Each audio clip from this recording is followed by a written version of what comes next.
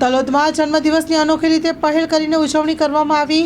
તલોદના પત્રકારે જન્મદિવસની ઉજવણી વૃક્ષારોપણ કરીને તેમજ ફ્રૂટ વિતરણ કરીને નવી રાહ ચિંધ્યાના માર્ગે ઉજવણી કરી છે। તલોદ સામૂહિક આરોગ્ય કેન્દ્રમાં દાખલ દર્દીઓને ફ્રૂટ વિતરણ કરાયું।